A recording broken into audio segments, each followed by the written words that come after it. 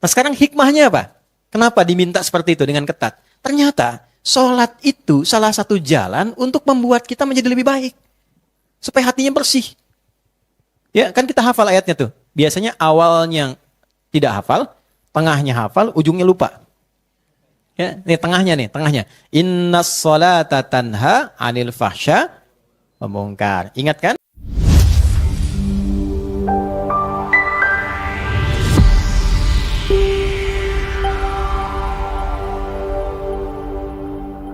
Assalamualaikum warahmatullahi wabarakatuh. Alhamdulillah wassalatu wassalamu ala Rasulillah nabiyyina wa sayyidina Muhammad ibn Abdullah wa ala alihi wa sahbihi wa man walah wa ba'd. Teman-teman, saudara-saudariku, keluargaku, semoga hari ini kita semua berada dalam rahmat dan keberkahan di sisi Allah Subhanahu wa taala. Alhamdulillah spesial hari ini kita berada di tanggal 13 Rabiul Awal 1447 Hijrah. Rabiul Awal itu bulan yang spesial terkait dengan umat Islam karena ada sisi historis yang tersambung pada kehidupan Nabi Sallallahu Alaihi Wasallam. Nabi itu lahirnya di bulan Rabiul Awal, hijrahnya pun tiba di Madinah di bulan Rabiul Awal, dan wafatnya pun di bulan Rabiul Awal. Jadi Rabiul Awal itu jadi spesial karena merekam perjalanan kehidupan Nabi dari terlahir sampai wafat. Yang perjalanan ini berisi petunjuk-petunjuk kehidupan langsung yang dengan itulah kemudian diharapkan siapapun yang mengikuti dan mempraktekkan petunjuk kehidupan ini menjadi pribadi yang lebih baik, sukses dan bahagia di dalam kehidupan dunia, di alam kubur sampai akhiratnya. Karena itu Rabiul Awal bukan hanya sekedar memberikan gambaran kepada kita untuk mengingat tentang kelahiran Nabi, tapi juga sekaligus menjadi ruang kontemplasi untuk merenungkan sejauh mana capaian kehidupan kita mampu meneladani Nabi hingga detik kita berada dan berkehidupan sampai dengan saat ini. Di titik inilah hari ini kita akan mencoba membahas yang spesial. Kita coba simpan sejenak kajian rutin kita tentang fikih salat. Hari ini karena waktunya mesti menunggu dalam durasi setahun, kita akan belajar dulu tentang 5 kriteria akan misi Nabi Sallallahu Alaihi Wasallam di muka bumi. Yang 5 inilah nanti menjadi penentu keberhasilan kita sebagai umat Nabi Muhammad. Nah, jadi kalau ditanya misalnya begini, apakah Anda umat Nabi Muhammad? Kita jawab iya. Nah, terus ditanya buktinya apa? Nah, jadi mesti ada pembuktian ya. Setiap klaim itu kan ada pembuktian. Ayah sayang kepada anak. Buktinya apa? Dia memberikan perhatian, dia memberikan kasih sayang, kebutuhan yang membuat anak itu jadi baik. Ya, jadi kalau Anda hanya memberi kebutuhan anak itu belum jadi ayah yang baik. Tapi kalau memberi kebutuhan dia yang merawat anak itu sehingga tumbuh, orang tua yang baik. Ada ayat-ayat tersendiri di dalam Al-Quran menjadi parameter tingkat keberhasilan kita sesuai dengan tugas-tugas kehidupannya. Sebagai pribadi, sebagai anak, sebagai suami, istri, orang tua, kakek, nenek, cucu ke bawah, dan turunan yang lainnya. Nah, 5 ini yang coba kita keluarkan dengan cepat, dan di titik itu nanti mudah-mudahan ada waktu kita untuk berdialog, insya Allah. Baik, kita mulai dengan Al-Quran surah kedua, Al-Baqarah, ayat 129.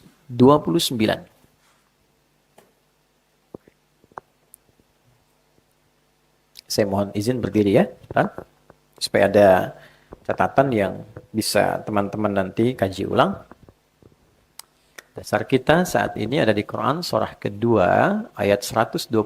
Karena kita akan membahas dengan lebih spesifik, saya akan lebih fokus kepada materi yang kita kaji. Sudah? Nah, sekarang kita langsung dulu ya. Nanti tafsir penjelasannya kita gabungkan dengan ayat-ayat lain. Di paling kiri agak ke atas sedikit. Nabi Ibrahim dan Nabi Ismail alaihi wassalam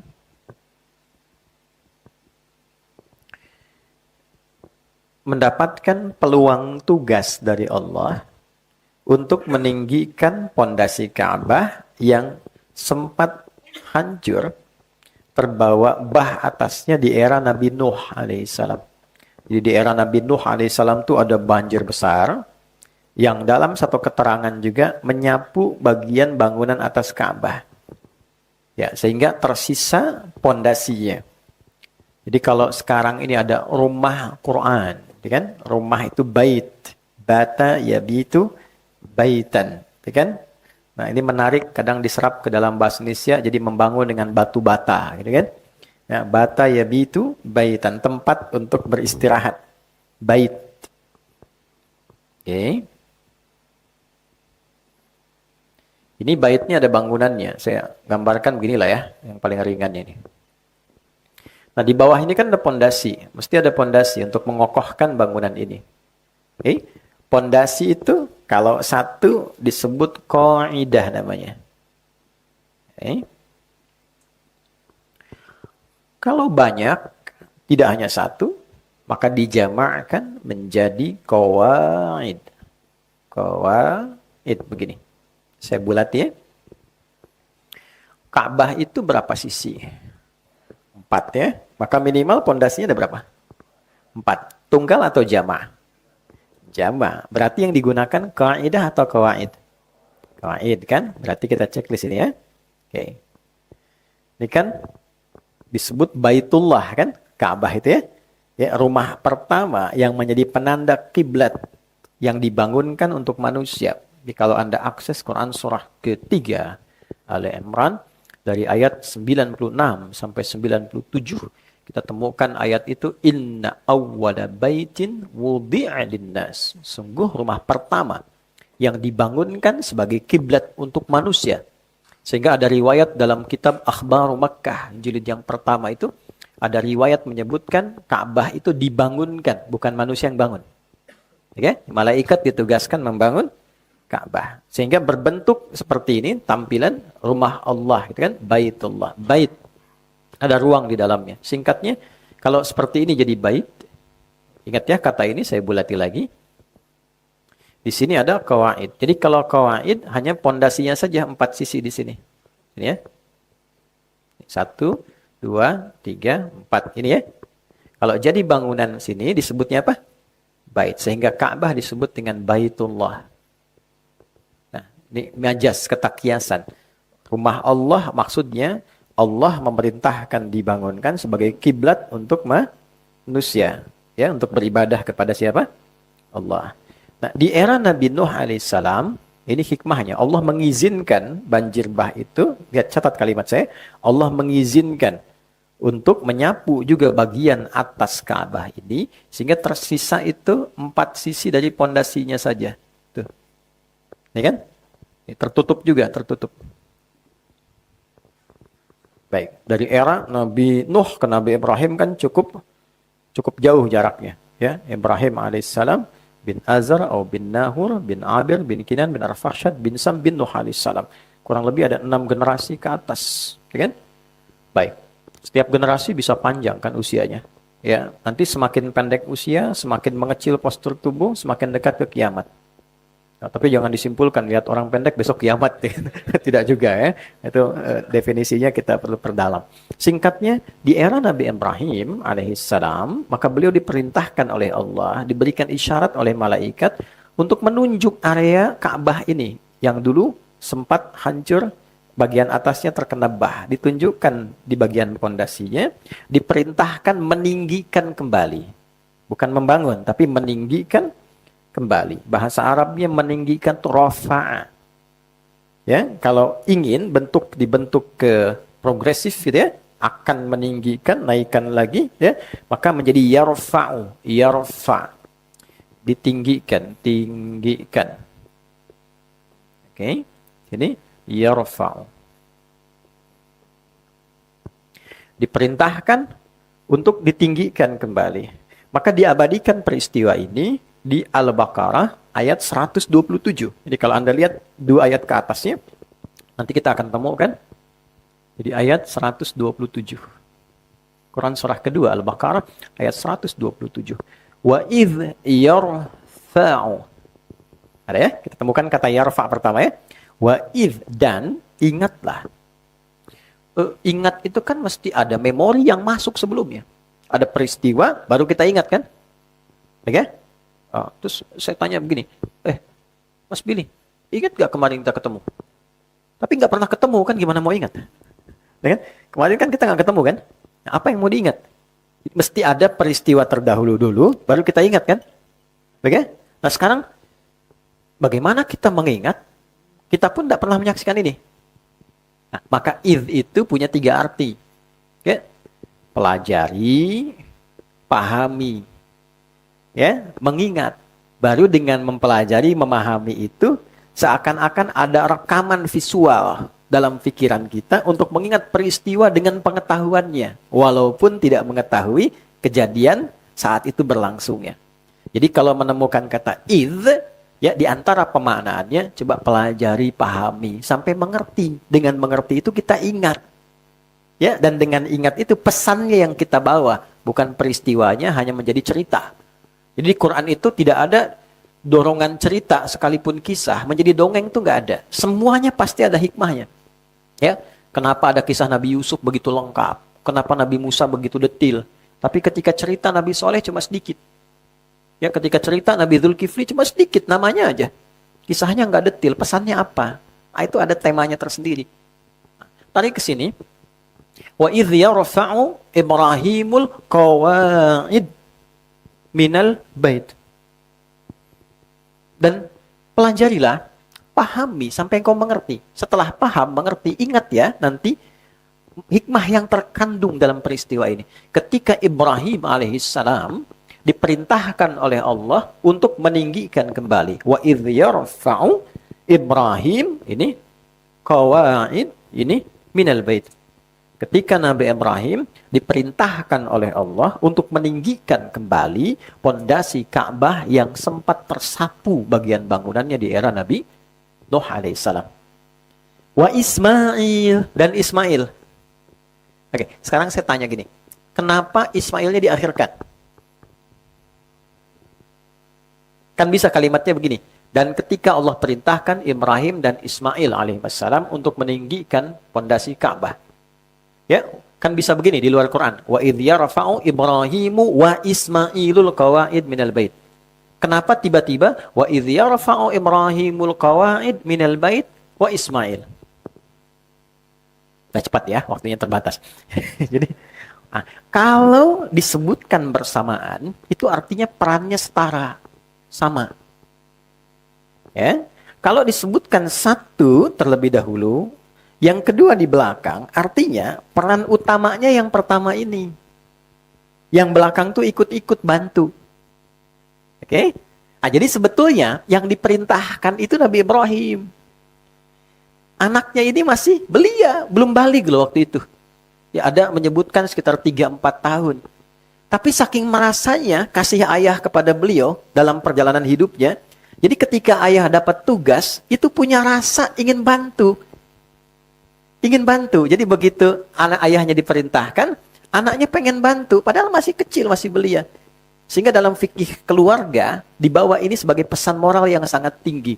Bagaimana seorang anak bisa punya kasih yang dalam kepada ayah. Sampai pekerjaan ayah pun dia ingin hadir membantunya. Maka pesan moralnya, berikan perhatian kepada anak. Sehingga dengan perhatian itu muncul rasa dari anak untuk peduli terhadap beban yang diamanahkan pada orang tuanya. Jadi poinnya, ya, makanya Nabi Ibrahim kan viral. Kenapa disebut Ibrahim? Ada 2 makna kan?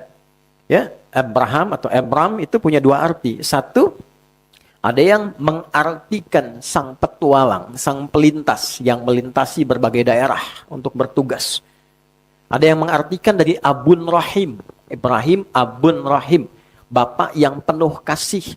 Saking kasihnya, anak lahir diperintahkan untuk berdomisili di Mekah yang masih gersang, biwadin ghairi dzi zar'in inda baitikal muharram, Bayangkan, untuk mengapresiasi pengorbanan ayah ini, turun surat dengan namanya langsung, Ibrahim. Kalau Anda akses di ayat 37 itu menarik tuh. Ya, ketika ditinggalkan di tempat gersang, ini baru lahir, masih merah, dengan ibundanya disimpan satu tempat dan ditinggalkan. Perintah Allah begitu. Tapi bukan ditinggal saja. Beliau di Palestina, anak di Mekah. Itu setiap pertumbuhannya teman-teman, sesibuk apapun. Anda bayangkan, beliau nabi, rasul, seorang ayah, punya tugas mencari nafkah, tapi tidak melupakan perhatian pada anak. Itu masih menyeberang untuk melihat anak saya tumbuh bagaimana. Seperti apa asinya. Ada masalah asi, dapat dari mana airnya. Dengan siapa bergaulnya. Sampai kelak mau nikah pun masih diberikan arahan. Nah, rasa itu yang membuat Ismail itu punya kedalaman untuk bisa merasakan beban ayah. Tarik ke kehidupan kita nih. Ya, sehebat apa sih figur ayah sekarang? Sesibuk apa sih? Nabi bukan juga kan? Maaf ya, gitu kan? Kan belum naik status jadi Khalilullah kan, kekasih Allah gitu. Nah, sesibuk apa dan apa yang mau dicari? Kan kita nyari sesuatu di luar itu untuk ke dalam kan? Nah, di titik ini kita mesti ingat, dan ingat loh ya. Jangan sampai kesibukanmu sebagai seorang ayah membuat lupa dengan pertumbuhan anakmu. Sehingga anak itu nggak kenal figur ayahnya. Yang paling luar biasa berbahayanya, jangankan merasakan beban, kenal pun tidak gitu. Ya, lebih kenal tetangganya, temannya dibandingkan ayahnya. Figurnya hilang. Dan ketika fase ia sudah tumbuh ke fase butuh teman di luar lingkup ayahnya, hilanglah kesempatan mendapatkan rasa kasih itu. Itu poinnya. Jadi kalau ada anak merasakan sesuatu yang berbeda, ya, tidak merasakan pekerjaan ayah, jangan dimarahi dulu. Tapi balik dulu ke dalam diri kita, renungkan dulu. Mungkin ada bagian dari kehidupan kita sebagai seorang ayah yang belum sampai perhatiannya pada anak. Itulah rahasianya kenapa di Al-Quran jarang ditampilkan sosok perempuan dalam masalah ini. Selalu laki-laki. Luqman, wa idh qala Luqmanu libnihi wa huwa ya'idhuhu. Ya, Yakub dengan Yusuf alaihissalam. Kemudian ada tokoh-tokoh lain, ya seperti Ibrahim. Kenapa? Karena ibu itu sudah otomatis ada di dalam rumah dan pasti punya kedekatan dengan anak. Sehingga yang disentuh ayahnya. Kenapa? Karena tugasnya banyak di luar. Tapi filosofinya dibangun oleh Quran. Jangan sampai kesibukanmu di luar melupakan juga tanggung jawab pokokmu yang ada di dalam. Kan nyari harta buat ke dalam. Jangan sampai hartanya dapat, tapi yang di dalam tidak terawat. Itu poinnya. Bisa dipahami ya? Nah, tapi yang lebih berbahaya, yang ibu yang nggak dikenal anak. Lebih repot tuh. Ya? Oke, balik ke sini.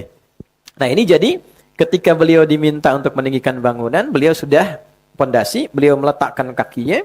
Pijakan pertamanya untuk bisa meninggikan itu lagi disebut makom namanya. Pijakan pertama untuk mengerjakan sesuatu yang terhormat. Ya, dan itu nanti menjadi jejak kehidupan. Makanya orang-orang baik kalau meninggal itu diarahkan dulu namanya makamnya. Di mana makam syekh ini? Jarang disebut kuburan. Di mana makam kiai ini? Ya, karena ada jejak kebaikan dari perjalanan orang soleh ini saat hidup. Jelas ya? Maka ketika dipijakkan itu sampai sekarang diabadikan menjadi makam Ibrahim namanya. Ya. Oh, tidak ada hal-hal mistis di dalamnya dan seterusnya, tidak. Ini menunjukkan jejak yang harus dipelajari. Justru dengan jejak itu diteladani dalam kehidupan. Jejak pertamanya. Nah, poinnya adalah ketika beliau di sini sedang berpijak, ingin menyusun batu-batu kembali, datanglah anaknya dari sisi sini. Membawa batu. Dia pengen ikut nyusun. Oke? Nah, sehingga area ini sampai sekarang disebut Hijr Ismail. Ini. Ukurannya sebetulnya segini tuh. Segini sampai sini. Cuma nanti terjadi satu musibah di zaman Nabi, ada yang menyebutkan kebakaran. Ini kemudian terkena, direnovasi. Ya, tapi menarik nih. Harta orang-orang kaya saat nyumbang itu nggak cukup untuk memperbaiki Ka'bah seutuhnya sampai segini. Sehingga tersisa bagian ini. Ketika ditanya, kenapa nggak cukup? Komen mereka, ini harta kami yang paling halal. Oke, bayang? Jadi yang bermasalah, yang kaya-kaya itu kan di waktu itu mengeluarkan ternyata saking banyaknya harta, tapi kalau sedekah itu keluar yang sedikit. Ya, ditanya kenapa? Karena ini yang paling halal. Makanya ada ungkapan kekinian kalau ada orang kaya, ya kan, tapi sedekahnya sedikit, nah itu yang halal gitu. Ini sanadnya kan ya. Oke, ini kembali ke sini ya. Tapi akhirnya bukan berarti nggak bisa punya kemampuan kan untuk diselesaikan. Hikmahnya apa? Hikmahnya jika ada orang yang menginginkan sholat di dalam area Ka'bah dan terbatas karena hukum dunia di dalamnya, dia bisa mendapatkan kesempatan sholat di area sini. Itulah barakahnya Nabi Ismail. Sini. Jelas? Kan hukum dunia berlaku ya. Pemimpin aja yang masuk ke dalam pakai tangga khusus kan. Maka Allah buka. Di rumah Allah semua punya kesempatan yang sama. Maka orang yang sholat di area ini sama dengan sholat di dalam masuk areanya. Singkatnya, ditinggikan ini, selesai kemudian jadi kembali. Maka berdoalah di samping Ka'bah itu. Doanya ada 3. Ayat 127, 128, kemudian 129. Doa ini bisa teman-teman gunakan kalau misal lagi bangun rumah jadi. Bangun rumah, menempati rumah baru. Boleh berdoa ini, pakai doa ini. Sampai 128. 128. Dah? Wa idh yarfa'u Ibrahimul qawa'ida minal baiti wa Ismail. Rabbana taqabbal minna innaka antas sami'ul alim. Ya Allah, mohon terima amal kami dalam membangun sampai jadi ini. Aku yakin hanya Engkau yang maha mendengar dan menerima doa yang aku sampaikan ini. Jadi kalau bangun sesuatu yang baik, apapun itu, jadi bentuk bangunan doa, ya Allah, mohon terima ini sebagai niat hamba untuk beribadah di tempat ini. Lalu yang 128-nya, Rabbana waj'alna muslimaini laka wa min dzurriyyatina ummatan muslimatan lak wa arina manasikana wa tub alaina innaka antat tawwabur. Ini ada makna jauhnya yang sangat dalam sekali. Tadi kan saya bicara tafsir dan takwil, ini ilmunya nggak mudah. Kalau tafsir itu melihat yang tampak. Takwil itu yang terdalam. Yukhrijul hayya minal mayyit. Menghidupkan dari yang mati jadi hidup. Tafsir, telur jadi ayam. Tidak ada apa-apa, berproses, tiba-tiba jadi ayam. Ya, itu tafsir namanya. Tapi kalau kita katakan yang belum ada iman, hidup dengan imannya. Itu takwil namanya. Setelah rumahnya jadi, diisi, kita berdoa. Ya Allah, mohon jadikan setiap penghuni rumah ini. Aku, keluargaku, menjadikan rumah ini sebagai tempat yang membuat kami menjadi hamba yang baik. Dan kalau kami salah, bimbing setiap anggota di rumah ini untuk memperbaiki diri dengan bertobat kepadamu sehingga kembali jadi baik. Dan mohon tunjukkan kami upaya menjadi orang baik dari tempat yang rumah telah selesai kami bangun ini. Itu diantara doa yang bisa teman-teman kemudian terapkan dalam kehidupan kekinian. Nah, pokoknya saya langsung ke ayat 129. Perhatikan baik-baik. Rabbana wab'ats fihim rasulan minhum yatslu 'alaihim ayatika 1 wa yu'allimuhumul kitaba 2 wal hikmah 3 wa yuzakkihim 4 innaka antal azizul hakim. Ada? Oke. Saya dulu pernah titipkan Mas Dimas ya, paket untuk buku Quran itu ya. Ada, nanti dibagi aja. Supaya nanti pas kajian bisa buka sambil lihat ya. Nanti ditandain. Kalau ditandain nanti saya tugasin menghafal pertemuan berikutnya. Nah, passwordnya masuk sini, tes dulu tuh. Oke. Rabbana wab'ats fihim rasulan minhum. Ya Allah, mohon Engkau berkenan mengutus Rasul terbaik itu. Jadi begini, nama Nabi Muhammad itu sudah viral di semua Rasul yang pernah bertugas di bumi. Akan datang Rasul terakhir, paling hebat, paling mulia, mencakup semua mukjizat Nabi-Nabi sebelumnya. Ya kan? Dan akan menjadi Rasul sampai akhir zaman. Rasul terbaik. Nah, Nabi Ibrahim, Nabi Ismail berdoa, ya Allah, karena ini Rasul terbaik, Rasul paling istimewa, maka kami mohon lahirkan ia di tempat yang istimewa ini. Lahirnya pun di tempat yang istimewa, di samping Ka'bah. Dan tidak ada yang lahir di samping Ka'bah, di dekat area Ka'bah, di lingkungan orang hidup dekat Ka'bah, kecuali Nabi Muhammad SAW. Jadi kalau teman-teman umrah atau haji ya, kalau di sini ada area Green Zamzam itu, sini ada Safwa, ada area kecil ke belakang sini, masuk ke sini, kemudian ini ke Aziziyah, jalan. Ini ada Bukit Jabal Qubais, ini atasnya Istana Raja, ini sumber. Dari sini bisa belok, dari sini ke arah kanan, berarti lurus sini, ya sampai ujung. Kemudian Di sini ada gate 26, 27-nya gate Nabi. Di sini gate Ali, ini Babus Salam. Babus Salam tuh pintunya begitu keluar, ini rumah kediamannya sahabat Abbas. Di sini antara ini dengan ini ada satu tiang lampu tinggi sendiri. Di sini ada jembatan cirinya sampai ke sini naik ke gate ini. Nah, ini tiang lampu ini yang paling tinggi di rumahnya Abu Jahal dulu. Ya, sini. Kita tarik dari sini garis lurus ke sini, kurang lebih ada 150 meter. Di atasnya ada satu bukit, bukitnya cerah. Sini ada bangunan warna krem. Ini ada toran air di sini satu lagi warna biru. Ini siapa? Ini ada kipas angin 35 dari sini ke sini. Saya udah hitung. Kalau 36 berarti nambah satu, ada yang baru tuh. Oke, nah sini ini area ada perbaikan, di sini ada toilet, ini ada sofa, di sini marwah. Nah, ini rumah Nabi dulu. Nabi lahir di sini. Ya, jadi kalau ditarik garis lurus dari Hajar Aswad, tarik ketemunya ke sini nih, ke Babus Salam. Makanya kalau nanti sunnahnya kalau sudah selesai renovasi, kalau dari sini tembusnya langsung ke sofa, langsung ke sini Hajar Aswad. Jadi nggak muter-muter. Oke? Nah, dulu saya pernah ambil foto dengan kakak, tuh kakak yang foto ya. Ini menarik. Tapi ini bukan riwayat ya, dan bukan utak-atik juga, fenomena saja. Jadi begitu matahari terbit dari sini, jadi pantulan sinarnya tuh tegak lurus dari rumah Nabi langsung ke Babus Salam ke sini. Langsung ke Hajar Aswad, garis. Ya, tafsirnya bebas saja, orang bisa menafsirkan apapun, tapi ini cukup menarik. Singkatnya lahirnya di sini, dan nggak ada Nabi Rasul yang lahir di dekat area ini kecuali Nabi Muhammad SAW. Ini poinnya. Nah, ketika terlahir ini, yang menarik adalah, ya Allah, mohon nanti saat terlahir, anugerahkan kepada Rasul istimewa ini 4 keutamaan. 1, yatslu alaihim ayatika, mengajarkan, membacakan pada umatnya ayat-ayatmu. Ayat. Itu, di sini saja ya. Beliau dapat ayat.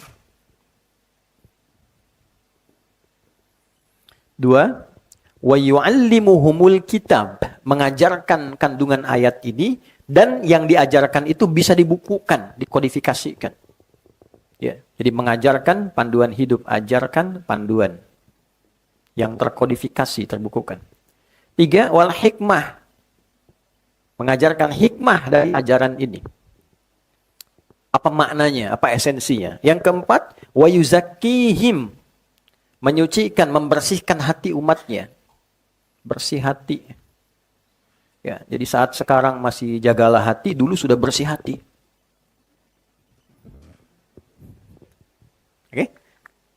Innaka antal azizul hakim. Aku berkeyakinan kuat bahwa hanya engkau yang perkasa mewujudkan itu dan maha bijak untuk memilih siapa nabi yang terbaik itu. Oke. Paham sampai di sini? Sampai sini? Jelas ya? Baik. Kita lanjutkan. Doa itu kemudian terkabul. Terkabulnya kurang lebih. Walaupun ada perbedaan riwayat, 29 sampai 30 generasi setelah itu. Satu generasinya itu bisa ada yang 1000 tahun gitu. Ya, bisa ada yang ratusan tahun. Itu 30 generasi. Setelah itu terkabul. Lahirlah Nabi Muhammad sallallahu alaihi wasallam. Diurut Muhammad SAW bin Abdullah, bin Abdul Muttalib, bin Hashim, bin Abdul Manaf, bin Qusay, bin Murrah, bin Kilab, bin Ka'ab, bin Ghalib, bin Fihir, bin Malik, bin Nadar, bin Kinana, bin Khuzaimah, bin Mudrikah, bin Ilyas, bin Nidar, Mudar, bin Ma'ad, bin Adnan, bin Addi, bin Adri, bin Muqawwam, bin Nahur, bin Tarikh, bin Ya'rub, bin Yasjub, bin Nabit, bin Ismail alaihissalam, bin Ibrahim alaihissalam. 30 generasi. Coba ulangi. 30. Baru dijawab. Nah ya. Nabi loh, bayangkan loh ya. Nabi Ibrahim kan kekasih Allah tuh. Wattakhadallahu Ibrahim khalila, kekasih Allah, dekat sama Allah. Luar biasa solehnya. Nabi Ismail demikian. Sangat disayangi Allah, disebut gulamun halim. 2 orang, Nabi Rasul tersayang, berdoa, dijawabnya 30 generasi setelahnya. Ya, kita bukan Nabi, bukan Rasul, belum punya status itu, doa pengen nuntut dijawab sekarang gitu. Maka Allah tahu yang terbaik, kapan waktu yang pas menjawab doa kita sesuai dengan kemampuan kita untuk menerima jawaban doa itu. Itu poinnya. Maka ketika lahir Nabi Rasul itu dijawab oleh Allah, jawabannya turun di Quran surah kedua, surah yang sama. Ayatnya 151, paling kanan, agak sedikit ke bawah, ke tengah dikit ya. Quran surah 2 ayat 151. Anda bisa compare, bisa bandingkan dengan ayat 129. Yang berdoa, gini lihat, perhatikan gaya bahasa antara berdoa dengan menjawab doa. Berdoanya, Rabbana wab'ats fihim rasulam minhum. Dijawab oleh Allah, kama arsalna fikum rasulam minkum. Rabbana wab'ats fihim rasulam minhum. Kama arsalna fikum rasulam minkum. Sebagaimana dulu pernah berdoa orang tuamu, ya kan? Nabi Ibrahim, Nabi Ismail, aku kabulkan doa itu dengan menetapkan seorang rasul terhebat, terbaik, istimewa dari komunitas orang yang berkehidupan dekat Ka'bah. Doanya dikabulkan. Jadi ini prinsip untuk menunjukkan tidak ada doa yang tidak terkabul sepanjang itu baik. Ya. Tidak ada doa yang tidak terkabul sepanjang itu baik. Itu ada di Quran surah kedua ayat 186, itu aturannya. Wa idza sa'alaka 'ibadi fa inni qarib ujibu da'watad da'i idza da'an. Jadi kalau hambaku berdoa itu pasti aku akan kabulkan. Pasti. Ya falyastajibu li wal yu'minu bi la'allahum yarshudun. Untuk mempercepat terkabulnya itu, cepat juga tunaikan seruan-seruan Allah. Doa itu kan kita menyeru Allah. Allah menggunakan hukum logika dulu supaya kita paham. Kalau kamu ingin cepat dijawab seruanmu, jawab cepat juga seruanku pakai iman. Ini diminta sholat, siap-siap lambat. Tapi kalau minta sama Allah pengen cepat. Kan tidak ada keadilan di situ. Sedangkan Allah maha adil. Nah, cuma harus belajar fikih doa. Cara Allah menjawab doa, itu ada 3 caranya. Diberi langsung sesuai permintaan. Sepanjang dia butuh itu, dan baik itu bagi kehidupan dunia akhiratnya. Ya Allah minta sepeda, dikasih sepeda. Langsung gitu. Ya? 2, Allah berikan penundaan waktu sampai ia punya kemampuan menggunakannya secara benar. Oke, kita gunakan hukum logika sebentar. Anda punya anak usia 5 tahun. Pengen minta dibelikan motor. Oke? Tapi Anda punya kemampuan untuk membelikan itu. Dibelikan nggak? Tidak kan? Nanti deh ya. Setelah nanti sudah bisa pakai itu, baru ayah berikan. Sekarang pakai yang ini dulu, motor-motoran. Ya kan? Setelah dia sanggup, baru diberi kan? Nah sama Allah memberikan pada kita. Allah kan maha tahu tentang kita. Ini dilihat nih, ini kalau diberi sekarang, justru jadi madarat. Nggak baik. Maka dikasih jeda untuk mematangkan diri dulu, itu pun dibimbing sama Allah. Dan kadang-kadang manusia itu unik, ketika diberi, itu nggak sadar kalau itu permohonannya yang dulu. Gitu. Ya, sehingga syukurnya agak telat gitu. Nah, yang ketiga, perhatikan kalimat ini ya. Allah mengganti apa yang Anda inginkan dengan apa yang Anda butuhkan. Nah, bikin status tuh.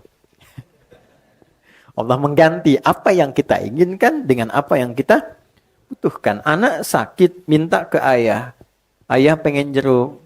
Terus kata dokter, dicek nih jeruk gak bagus. Yang cocok nih apel katanya. Ya kan? Diberikan apel, dia nangis dulu kan, gak mau, pengennya jeruk kan. Terus Anda bilang gak apa-apa, nah ini apel rasa jeruk, gitu kan. Saya dikasih tahu. Ya, dipaksa dulu kan, itu yang terbaik untuk dia. Kadang kita minta sesuatu, dikasihnya lain. Sebetulnya itu jawaban doa juga. Cuma nanti goalnya ternyata sama, ini loh yang saya cari sebetulnya. Cuma caranya berbeda. Ya Allah minta motor, dikasihnya mobil gitu. Ah, gitu kan nerimanya enak ya, kalau sebaliknya kan beda. Nah, ini balik sih nanti itu ada bab itu. Jadi saya biasanya kalau kasih materi biasanya di kumpulan teman-teman pebisnis apa itu. Nah itu fikih rezeki dahulukan tuh ya sebelum mencarinya. Sebab kalau orang tidak tahu fikih rezekinya ya kemudian dipaksakan mencari dulu, biasanya rasanya itu kurang dalam dan kekecewaan itu sering kali muncul dalam ikhtiar. Balik sini. Maka dikabulkanlah kemudian ini dengan bahasa yang indah. 1. Kama arsalna fikum rasulan minkum. Yatlu alaikum ayatina. Dikonfirmasi. Dijawab. Aku beri tugas untuk menyampaikan ayat. Dapat ayat-ayat. Karena itu semua yang diterima Nabi Muhammad SAW disebutnya ayat. Nabi Muhammad dapat Al-Quran. Ada surat pertama namanya surat apa? Al-Fatihah. Berapa ayat? 7. Al-Baqarah berapa ayat? Selalu ayat kan? Ayat, ayat, ayat. Pertanyaannya, apa itu ayat? Tanda. Apa itu tanda? Ayat. Oke. Tanda itu ada 3. Satu, alamat. Alamat dari bahasa apa? Arab. Alamat itu tanda yang mendekatkan pada tujuan. Di mana alamatnya rumah Quran Musawarah. Di bla bla bla. Ini diakses, cepat sampai ke tujuan. Tidak tahu, putar-putar dulu. Itu alamat. Kedua, ada namanya wasmun. Ya, wasmun. Bisa dihilangkan wawunya, disimpan ke belakang jadi samatun, atau diganti taknya jadi alif di depannya. Ismun. Nah, diterjemahkan dengan nama. Kenapa nama disebut dengan ismun? Menjadi tanda. Dia menjadi tanda yang membedakan antara satu dengan yang lainnya. Mas Dimas, ini yang nengok. Mas Dude, itu yang nengok. Ya kan? Untuk membedakan dua ini, bagaimana bisa membedakan kedua ini, entitasnya, maka diberikan nama di dalamnya. Jika dipanggil A, membedakan dengan yang lain. Tapi di dalam itu pun indahnya Islam, itu masih memberikan pedoman. Berikan nama yang baik, supaya kehormatannya terjaga. Anda boleh tunjukkan ya, di dunia ini, mana ada tuntunan, bahkan keagamaan, yang mengatur detil sampai ke nama. Islam tuh sampai begitunya. Kayak di Islam itu, Nabi pernah memberikan gambaran, mengarahkan beberapa sahabat, mengganti nama-namanya, yang kurang layak untuk maslahatnya. Ya, makanya cek namanya ya. Nah, nama itu bagian dari doa dan menentukan bagian dari jalan kehidupan. Ya, makanya kalau beri nama, cari nama-nama yang terbaik. Sehingga di dunia bagus, di akhirat dipanggilnya itu menyenangkan. Saat dipanggil di hari kiamat, kan? Nah, makanya jangan jadi candaan ya. Jangan jadi Nah, cari yang terbaik. Hati, ya, ada 9 nama yang kalau ketemu itu langsung ganti. Nah, 9 nama setan tuh ada 9 nama. Di Tanah Kusir bulan depan kita bahas materi namanya fikih setan. Belum pernah dibahas kan ya? Iya kan, kalau tahu jalan yang baik aja nggak pernah dengar tahu kerikil lubangnya bisa terpeleset tuh. Nah, balik sini. Satu ayat. Ayat itu yang ketiga adalah tanda yang menjadikan seorang hamba lebih dekat dengan Tuhan. Ayat. Maknanya cuma satu. Tanda yang menjadikan seorang hamba merasa lebih dekat dengan Allah, dengan Tuhan. Itu ayat. Makanya kenapa teman-teman setiap baca Quran itu merasa lebih dekat dengan Allah. Sensasinya beda. Anda dengan dengar Quran saja sudah merasa terkoneksi. Lain rasanya. Ya. Minun alladzina idza dzukirallahu wajilat qulubuhum wa idza tuliyat alaihim ayatuhu zadathum imana wa ala rabbihim yatawakkalun. Insan beriman itu bisa mengecek keadaan imannya, salah satu parameternya dengan mendengar sebutan Allah. Jika diperdengarkan, ada konfirmasi di hatinya, ada getaran. Getaran ini beda. Ada getaran kasih, getaran khawatir. Ini getaran iman beda. Makanya setiap hari disebutkan 5 kali nama Allah. Diperdengarkan di telinga. Adzan. Allahu Akbar, Allahu Akbar. Langsung ada rasa kan? Ya? Nah itu getaran iman. Wa idza tuliyat alaihim ayatuhu ayat. Dan jika dibacakan padanya ayat-ayat Allah, zadathum imana, ya, bertambah keimanannya, wa ala rabbihim yatawakkalun, dan semakin terbangun hubungan kedekatan dengan Allah Subhanahu wa ini mau diganti atau mic-nya tetap ganti? Bismillah. Oke, baik.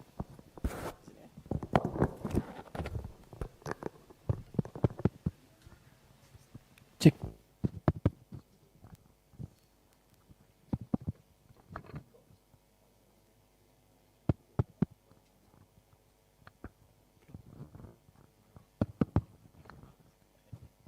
Bismillah, cek, haram hukumnya, cek.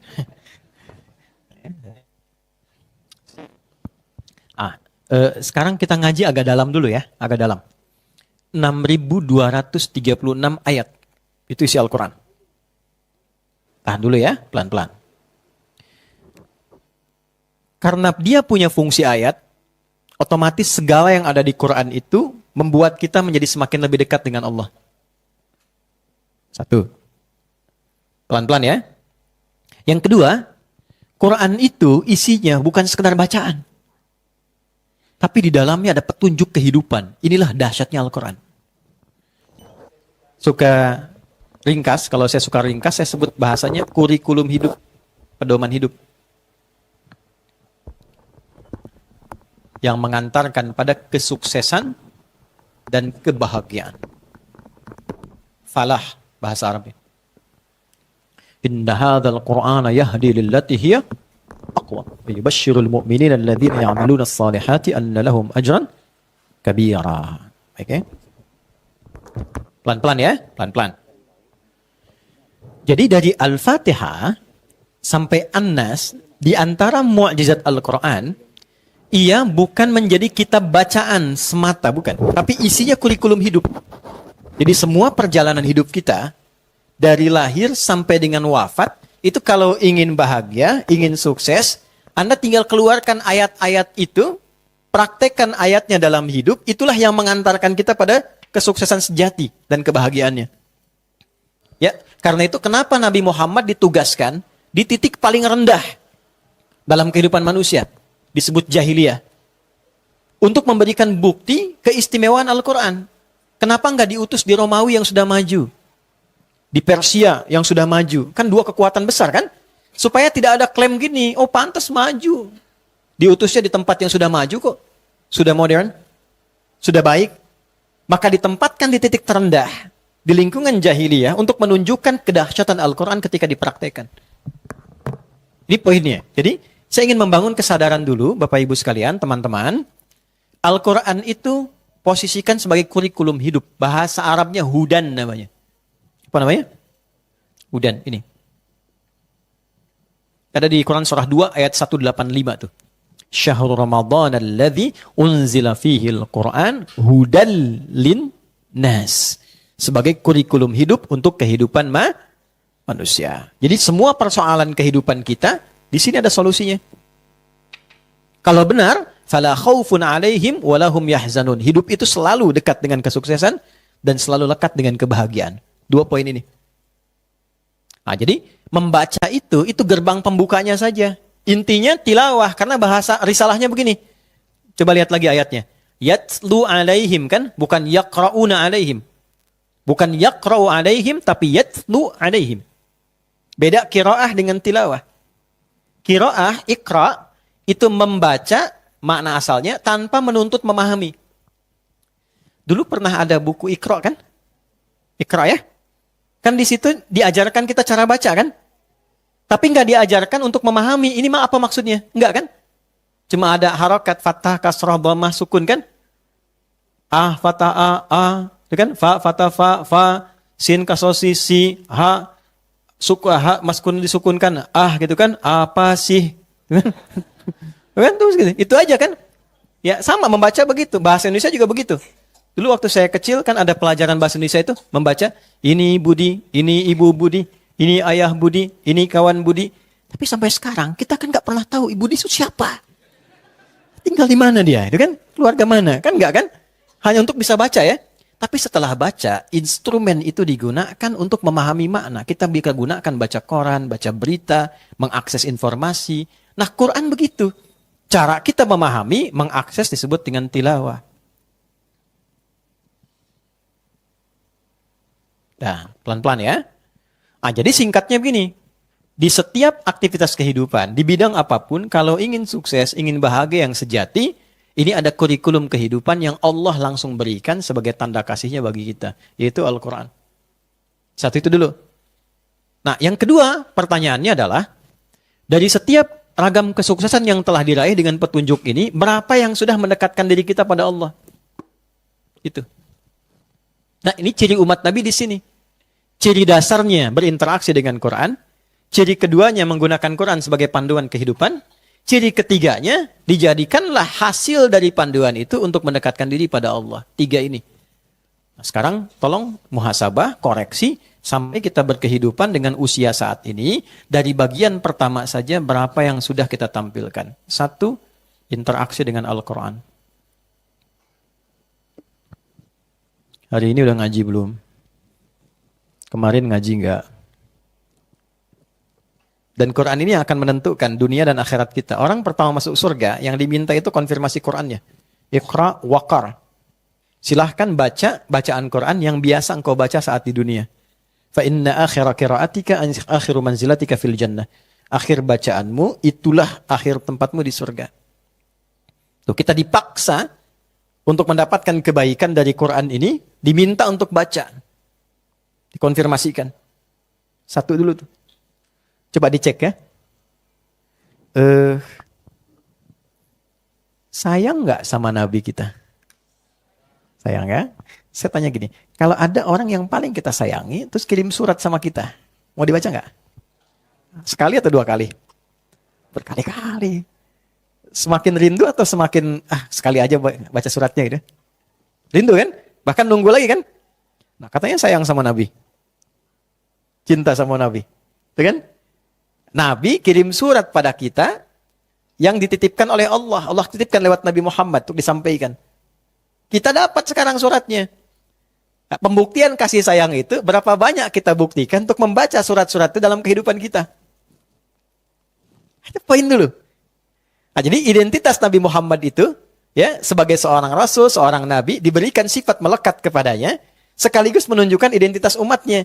Jadi bisa diketahui ini umat Nabi Muhammad, salah satu cirinya dengan adanya interaksi umat ini dengan Al-Quran. Ini. Oke. Kalau ada yang mewariskan warisan, istimewa, penting, nilainya berharga, pengen gak dapat? Bukan cuma pengen, kadang ada yang rebutan kan? Gitu ya? Baik. Nabi mewariskan Al-Quran dalam kehidupan. Taraktu fikum ma'in tamasaktum bihima lan tadilu abada. Aku wariskan 2 pusaka. Kalau engkau jaga 2 itu, nggak akan pernah susah hidupmu. Warisan pertamanya kitabullah Al-Quran. Nggak akan susah hidupnya. Nah, ini adik-adik nih yang belajar, yang betul belajarnya. Kalau benar Qurannya itu hadir dalam jiwa, ini jaminan Nabi nih, nggak akan susah hidupnya. Semua ahli Quran tuh nggak ada yang susah. Apapun profesinya. Nggak ada istilahnya minta-minta di dunia itu, nggak ada. Quran sudah hadir dalam dirinya kok. Ini poinnya, 1 nih. Ya, jadi ini ciri umat Nabi yang pertama. Yang kedua, mohon izin ya teman-teman. Ada keinginan mengeluarkan pedoman Quran supaya dibawa dalam hidup. Dan indahnya, semua aktivitas kita ada di sini nih. Tinggal keluarkan ayatnya. Misal nih, teman-teman nih apa aktivitasnya nih? Jangan aktivitas dulu ya, identitasnya dulu nih. Sebagai anak, apa ayat-ayat yang terkait dengan anak nih? Keluarkan. Dari mulai merawatnya, mendidiknya, mengarahkannya, karakter anak itu dibentuk luar biasa. Di Quran itu dijelaskan tahapan-tahapannya. Dari pertumbuhan dalam rahim, begitu melahirkan apa yang cocok, saat tumbuh bagaimana. Itu ayatnya ada semua. Nah, kadang-kadang begini ya, mohon maaf pada para ibu ya. Kadang ibu berharap anaknya menjadi soleh, tapi panduan soleh itu nggak diikutin. Atau nggak diakses gitu. Saya pengen anak saya jadi anak yang soleh. Bagaimana mengeluarkan anak itu, panduannya menjadi soleh, nah petunjuknya sudah Allah sampaikan di Quran. Soleh itu kan menggabungkan 4 kan. Sehat fisiknya namanya thayyib, sehat sifatnya namanya khair, sehat perilakunya namanya ma'ruf, dan dikerjakan karena Allah, dekat dengan Allah namanya ihsan. Kalau digabungkan 4 ini, thayyib, khair, ma'ruf, ya, itu ihsan, 4 digabungkan namanya soleh. Makanya semua orang tua kalau berharap ingin anaknya di soleh. Itu ada di Quran surat 7 ayat 189. Ya, da'awallaha rabbahuma la in ataitana salihah lanakunanna minasyakirin. Sejak mulai mengandung sudah berdoa sama Allah pengen anak yang soleh. Nah itu ya, itu contoh. Sekarang jadi suami, jadi istri, pernah nggak dikeluarkan ayat tentang suami, ayat tentang istri, ayat tentang ayah dan ibu? Kenapa di Quran ada panggilan bunai? Selalu tuh, kalau sudah dipanggil bunai, pasti anaknya manggil ayahnya abati. Selalu begitu. Tentang pekerjaan, yang berbisnis, pernah nggak mengeluarkan ayat-ayat bisnis di Quran? Yang di birokrasi, pernah nggak mengeluarkan ayat-ayat birokratis dalam Quran? Kalau mau simple, keluarkan petunjuknya, susah kan? Dari aksesnya itu, keluarkan sekarang petunjuknya yang sudah disusun oleh para ulama. Ada namanya kitab Jami'. Jami'. Bukan Jami'. Jami'. Imam Al-Bukhari mengeluarkan tema-tema Quran dan disusun menjadi 97 tema. Ya, lalu diberikan judul tema A, tema B, di bawahnya subtema, ayat Qur'annya apa, hadisnya apa di bawahnya. Kalau perlu penjelasan diberikan komentar singkat. Maka beliau beri nama Al-Jami As-Sahih Al-Musnad Al-Mukhtasar min umuri Rasulillahi sallallahu alaihi wasallam wa sunanihi wa ayyamihi. Nah, coba ulangi, Pak. Karena panjang sering kita singkat jadi Sahih Al-Bukhari. Itu kitab jami. Ini adalah kumpulan tema yang aku akses dari hadis-hadis Nabi yang sahih, aku cari sanad validasi kesahihannya, dan aku temukan aktivitas keseharian Nabi yang mampu aku akses berdasarkan keterangan-keterangan dari ayat Quran, hadisnya, lalu praktek kehidupannya. Yang belajar misalnya ada Kitabul Ilmi, topik tentang ilmu, dari mulai cara menghafal, cara belajar, waktunya kapan, ada di topik ketiga. Yang bertanya tentang iman, kenapa iman saya naik turun? Kalau sedang naik semangat, kalau turun malas. Ada Kitabul Iman, topik kedua. Yang di pemerintahan tuh Mas Primus ada di Sahih Muslim, Kitabul Imarah tuh. Ada beberapa hadis di dalamnya. Kan? Yang di bisnis tuh, Mas Ipo dan kawan-kawan ada Kitabul Buyu', ya, kitab tentang bisnis. Dan gak ada orang pakai kurikulum ini, bisnisnya kembali modal tuh gak ada. Gak ada balik modal, selalu balik untung. Selalu balik untung. Ini menarik gitu. Ya, dan semua aspek. Yang di keluarga, ya teman-teman tuh, bagaimana hubungan di keluarga, diajarin dari mulai persoalan di dalam karakter suami kalau punya masalah begini dengan ibu mertua, ayah mertua, mungkin dengan ipar, macam-macam ada semua turunannya. Itu menarik tuh. Nah inilah yang disebut ayat. Nah puncaknya, ketika kita mengerjakan aktivitas itu, sejauh mana aktivitas ini membangun kedekatan kita dengan Allah ini. Jadi ibu merawat anak. Allah sudah berikan anugerahnya, dipakai merawat. Sekarang pertanyaannya, bagaimana perawatan itu membuat anak ini lebih dekat dengan Allah? Kenal Allah enggak? Disekolahkan di mana? Di tempat yang dia mengenal Allah atau tidak? Nah, jangan-jangan sudah Allah beri dan anugerahkan, ya, tapi petunjuknya enggak digunakan. Sehingga anak itu alih-alih menjadi syafaat saat di hari kiamat, kan jadi syafaat anak itu salah satunya dengan izin Allah. Karena hafalan Qur'annya, karena sholatnya, itu dicari nanti. Salah satunya jejak orang tua yang pernah meminta anaknya sholat. Kalau dulu mungkin pernah dijewer waktu kecil ya. Sekarang mungkin ditepuk. Itu jejaknya dicari itu. Sampai ke situ ya. Pernahkah ada upaya orang tua untuk mengarahkan anaknya dekat dengan Allah? Jejaknya dicari sampai ditemukan. Jadi syafaat ke orang tuanya. Ya, jadi kayak menghafal Quran dan sebagainya itu nggak main-main. Ya. Ini ayat. Puncaknya adalah semua kegiatan kita membuat diri kita lebih dekat dengan Allah. Itu poin tertingginya. Kalau cuma capaian kesuksesan ya yang belum beriman juga bisa. Kalau sukses berbisnis sampai kaya, jangankan kita yang belum punya iman kaya juga. Kalau kedudukan yang lain punya kedudukan juga. Nah pembedanya apa? Pembeda imannya. Kedudukan itu membuat diri kita semakin dekat dengan Allah.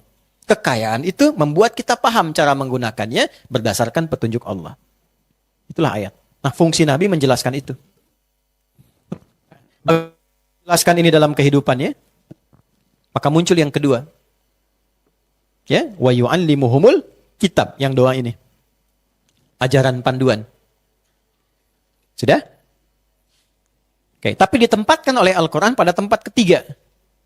Yang keduanya ini, yang empat dinaikkan kedua. Lihat jawaban ayat 151 ya, teman. Fokus. Kama arsalna fikum rasulam minkum yatslu alaikum ayatina wa yuzakkikum.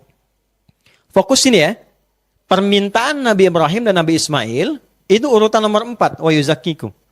Tapi ketika dijawab oleh Allah, diurutkan jadi nomor 2. Ada? Membimbing umatnya supaya hatinya bersih. Makanya dari situ kita mendapatkan pelajaran tazkiyatun nafas. Jadi umat Nabi Muhammad itu ciri yang kedua, bersih hatinya.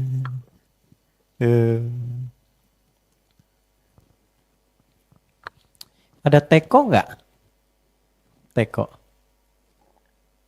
Nggak, saya bukan tanya supaya bawa teko, bukan. Saya gambarkan, tahu kan teko ya? Baik, kalau di dalamnya ada kopi, keluarnya apa? Ya, kalau di dalamnya air bening, air kan? Dalamnya susu, keluar susu. Berarti teko itu hanya mengeluarkan isinya kan? Hati juga begitu. Kalau kotor, yang keluar di lisan kotor. Di mata jadi kotoran, melihatnya penuh amarah. Ke telinga pengen dengar yang kotor-kotor aja, yang baik-baik gak mau dengar. Ah, kamu sok soleh gitu kan? Karena biasa dengar yang salah, makanya soleh gak biasa. Gitu. Nah, isi hati itu begitu. Itu ada di Al-Arba'in itu nomor hadis yang ke-6. Ya, ala wa inna fil jasadi mudghatan idza salahat salahal jasadu kullu wa idza fasadat fasadal jasadu kullu. Ala wahyal qalbu. Dalam diri kita ada qalbu, di situ penentunya. Kalau itunya bersih, semua tubuh bersih. Ya. Mungkin di sini ada dokter atau ahli biologi yang bisa gambarkan nanti dengan lebih baik pengetahuan saya. Ini ada logikanya sederhana dulu.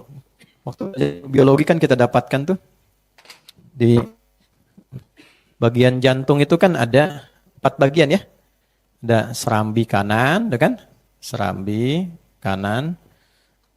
Kalau nggak salah atrium ya, atrium kanan istilahnya. Bawahnya kan ada bilik kanan, ventricle. Nah, terus di sini ada serambi kiri. Ini ada bilik kiri. Ini fungsi serambi itu kan nanti menyerap udara dari seluruh organ tubuh kan? Oksigen maksudnya darah kan diserap ke sini kan? Lewat vena cava ya. Visi kalau vena cava nih. Ini pembuluhnya masukkan ke sini, oksigen rendah, semua darah ngalir ke sini. Di sini nanti diteruskan ke bilik kanan untuk dipompa. Tuh kan? Kemudian dari sini nanti dibawa lagi ya ke paru-paru, dari paru-paru diolah. Kemudian di sini disalurkan ke serambi kiri. Di sini sudah bagus, sudah bersih. Dari sini ke bilik kiri dipompa melalui aorta untuk kembali ke seluruh tubuh. Jadi dialirkan oksigen, darah semua ke sini ya. Tapi penemuan terbaru yang mau saya tunjukkan. Ini kan area jantung nih ini. Di penemuan terbaru di tahun 1991 itu ada pakar neurologi namanya Armour, Edward Armour. Dia melakukan penelitian, ternyata dia menemukan satu titik dalam serambi kanan. Satu titik bagian yang berisi 40.000 saraf kehidupan.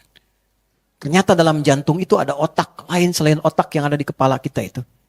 Dan disitulah pusat untuk mengingat, memberi perintah, berbicara, merasakan, dan sebagainya. Itu ada 40.000 ada di sini. Bagian titik ini. Dan ini yang menentukan mengalirkan semua perintah-perintah itu ke seluruh tubuh. Yang merasakan, mengingat, mengamati, dan sebagainya. Makanya sering Anda katakan kan hati saya sakit, perasaannya, dan sebagainya. Nah itu di sini puncaknya, titiknya di sini. Kalau ini baik, semua yang dibawa baik, termasuk aliran oksigennya, darahnya, dan sebagainya. Jadi ternyata darah yang dialirkan itu bukan perkara oksigen rendah atau tinggi saja. Ternyata ada bagian lain yang memberikan kualitas kepada darah itu, membentuk perilaku. Ini hubungan dengan makanan. Ini yang bisa diterjemahkan. Kenapa makanan haram membuat seseorang jadi buruk perilakunya? Salah satunya adalah karena ini mensupport sifat-sifat yang ada di otak jantung ini. Dibawalah dengan aliran darah yang dipompa oleh bilik kiri ke semua bagian tubuh.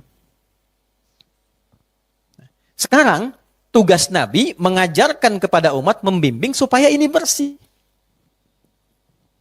Sebab kalau ini bersih, yang dialirkan semua sifat ke tubuh pasti bersih juga. Dan mengalirkan tadi isi teko sesuai dengan isinya. Mengalirnya semua baik-baik. Kalau ininya bersih, maka masuk dari sini ke mulut, mulutnya bersih. Keluar kata-kata yang baik. Ya, tembus ke mata, melihat, memandang yang baik-baik sampai seujung kaki.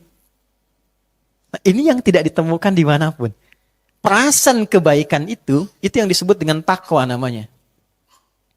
Wa nafsi wa ma sawwaha fa'alhamaha fujuraha wa takwa. Makanya sering teman-teman dapatkan kalau Nabi kasih nasihat pasti tingkatkan takwa. Tingkatkan takwa, gitu kan? Coba Nabi pernah kasih nasihat ke salah satu sahabat, diabadikan di Al-Arba'in nomor hadis ke-18 tuh. Ittaqillaha haitsuma kunta. Bertakwalah engkau dimanapun engkau berada. Takwa itu maksudnya apa? Jadilah orang baik. Tuh yang pria-pria teman-teman. Setiap Jumat tuh. Dari rukun khutbah itu. Pernah nggak khatib katakan? Tingkatkan takwa kan? Nah, intinya apa? Setiap pekan kita diingatkan, jadi orang baik. Jadi suami yang baik. Jadi ayah yang baik. Anak-anak yang baik. Kalau bekerja di tempat yang baik, dengan cara yang baik, itu satu kalimat singkat padat. Makanya kalau khatib sudah wasiat takwa, selesai sampai di situ pun boleh tutup khutbah. Boleh tutup, selesai. Boleh misalnya satu waktu Anda menjadi khatib Jumat, Anda katakan, ya, hadirin sekalian, sudah berapa khutbah disampaikan dengan panjang dan lebar. untuk mengingatkan takwa. Kalau sampai khatib sampaikan belum Anda ingat juga, berapa lagi pengingat yang Anda butuhkan? Barakallahu li wa lakum fil Qur'anil azim. Selesai. Itu jadi orang baik. Nah, nanti untuk meningkatkan takwa ini caranya bagaimana? Tuh, ada iman. Dah? Iman tuh kayak sinyalnya gitu. Kalau ini aktif, takwanya muncul. Makanya sering bertemu iman dengan takwa. Pelan-pelan. Latihan mengungkap takwa, memunculkannya, itu mesti ada usahanya, disebut amal. Sifat amal yang dibimbing takwa disebut soleh. Amal soleh. Bahasa singkatnya sering disebut ibadah. Maka di sini muncul sholat. Pelan-pelan ya. Ada Al-Quran. Ada puasa.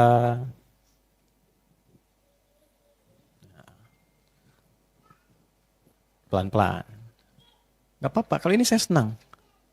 Kalau ayahnya baru masalah. Biarkan anak dengan dunianya. Kecuali kalau Mas Dude bolak-balik sini, ya, nah itu saya tanda tanya itu. Balik sini ya, pelan-pelan ya, pelan-pelan. Oke. Jadi ternyata ketika kita diminta sholat kan dibimbing Nabi kan? Nabi mengajari kita sholat kan? Sampai pentingnya sholat, itu Nabi sangat ketat. Ada sahabat baru selesai sholat, kata Nabi, kamu belum sholat, ulangi lagi. Saking ketatnya. Nah sekarang hikmahnya apa? Kenapa diminta seperti itu dengan ketat? Ternyata sholat itu salah satu jalan untuk membuat kita menjadi lebih baik. Supaya hatinya bersih. Ya kan kita hafal ayatnya tuh. Biasanya awalnya tidak hafal, tengahnya hafal, ujungnya lupa. Ya, ini tengahnya. Innas sholata tanha 'anil fahsya wa munkar. Ingat kan? Awalnya lupa. Oke, berikan saya 7 menit ya, sebentar ya, nyambungkan. Ini sholat. Jadi fungsi sholat itu mencegah sumber keburukan. Sumber kekotoran itu cuma 2. Kalau bukan fahsya, itu mungkar. Fahsya, keburukan yang bersumber dari syahwat. Kata-kata kotor, jorok, zina, porno aksi, pornografi, LGBT, itu fahsya. Mungkar, perbuatan yang diingkari hati. Maaf, sumbernya nafsu perut dan akal. Menipu, merampok, mencela, ya, membunuh dan lain-lain yang kotor-kotor yang hati ingkari, itu mungkar. Itu 2 aja. Nah, kalau ini bisa kita cegah, tepis, maka yang muncul lawannya. Ketika itu hilang, yang bersih muncul ini.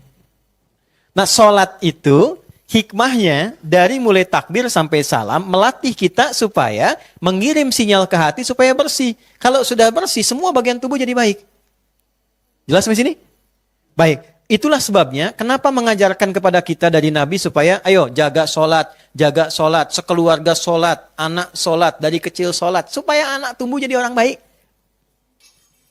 Pertanyaannya, dari sekian kita hidup sampai saat ini, berapa semangat kita menjaga sholat? Sehingga layak kita disebut sebagai umat Nabi. Yang dikonfirmasi oleh Nabi itu pertama sholatnya dulu. Al-farqu bainal mu'min wal kafir tarkus sholat. Perbedaan orang beriman dengan belum beriman itu ada pada sholatnya. Baik, saya cepat ya, saya selesaikan. Kurang lebih 6 menit kita selesai. Ini 3, wal hikmah. Kalau mau benar, belajar hikmahnya. Sholat, ada bacaannya. Allahu Akbar, bacaan. Ada gerakannya. Tangan diangkat sejajar dengan bahu. Ada hikmahnya yang terakhir. Kenapa tangannya begini? Kenapa diletakkan di sini? Kenapa kakinya dilebarkan selebar bahu? Kenapa tidak rapat begini? Kenapa nggak terlalu lebar? Ini ada maknanya. Kalau kita bawa itu dalam kehidupan, dipraktekkan dalam hidup, makna-makna itu membimbing kita berkehidupan untuk mengantarkan pada kesuksesan dan kebahagiaan tadi. Nah sekarang pertanyaannya, dari 3 ini seringkali yang dibahas 2. Bacaannya apa, caranya bagaimana. Dan seringkali uniknya sering ribut pada masalah cara. Antara yang kunut dengan yang tidak, ribut. Antara yang sujudnya pakai telapak tangan atau lutut, sibuk. Sementara dua-duanya nggak paham kenapa mesti kunut misalnya. Sunnah. Kenapa turunnya dengan ini? Itu ada maknanya semua. Bisa kebayang nggak teman-teman? Ada orang diajarkan oleh Nabi tentang cara berdiri, dipakai dalam hidup, jadi orang kaya yang pernah hidup di bumi. Yang valuasi hartanya pernah dihitung, dengan kurs sekarang itu 14.000 triliun. Belajar dari berdiri. Itulah Abdurrahman bin Auf. Jadi semua dalam Islam tuh ada artinya, nggak ujuk-ujuk begini. Sholat begitu aja tidak, ada maknanya. Puasa ada saum, ada siam, dari namanya aja sudah ada artinya. Kenapa sholat?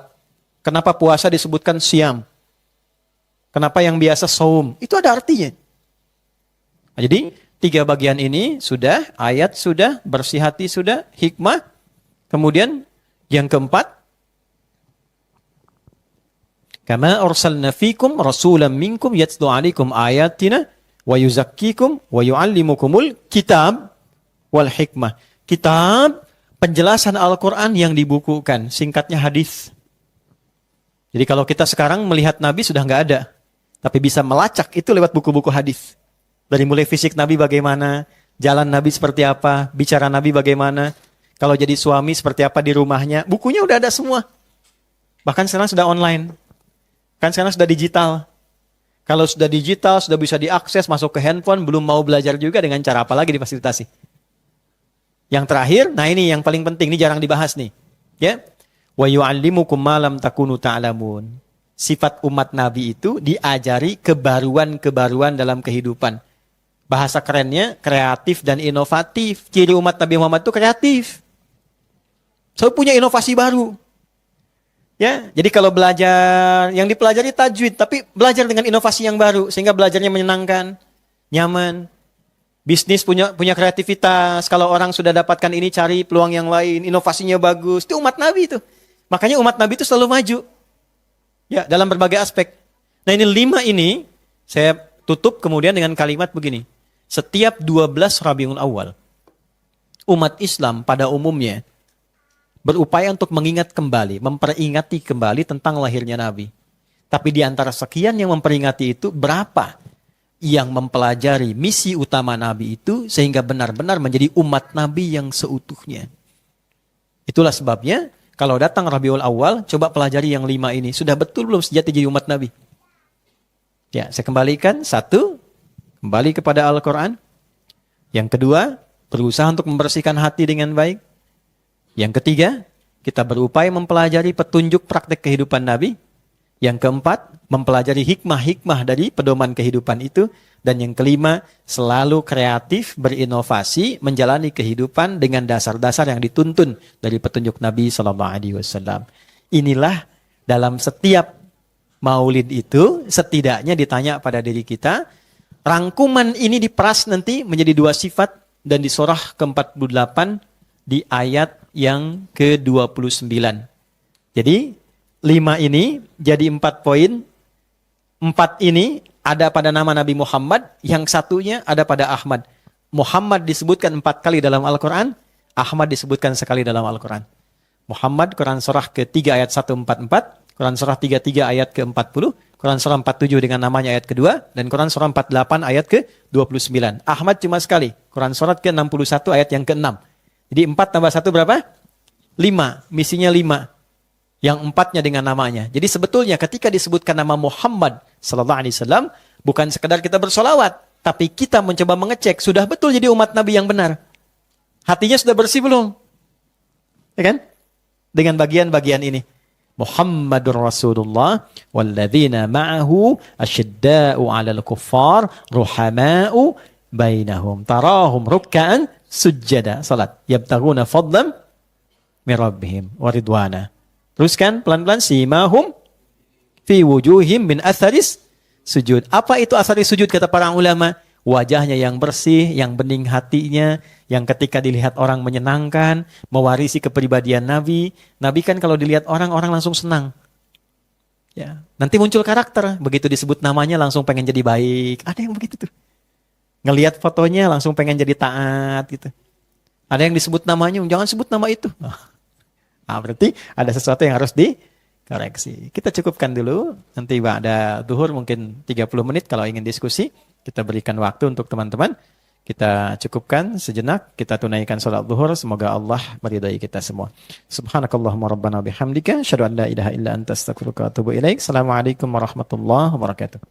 Sahabat sekalian, sukses bukan hanya tentang harta, jabatan, atau kemuliaan di mata manusia. Sukses sejati adalah ketika kita mampu menjaga 5 pilar kehidupan ini: iman, ilmu, aman, akhlak, dan keikhlasan. Karena dari sanalah Allah limpahkan keberkahan, ketenangan, dan kemudahan dalam setiap langkah. Mari kita jadikan nasihat Ustadz Adi Hidayat ini sebagai pengingat, agar hidup kita tak hanya sukses di dunia, tapi juga mulia di akhirat. Semoga Allah bimbing kita semua dalam setiap perjuangan menuju ridhonya. Jangan lupa bagikan video ini. Semoga jadi amal jariah yang terus mengalir. Wassalamualaikum warahmatullahi wabarakatuh.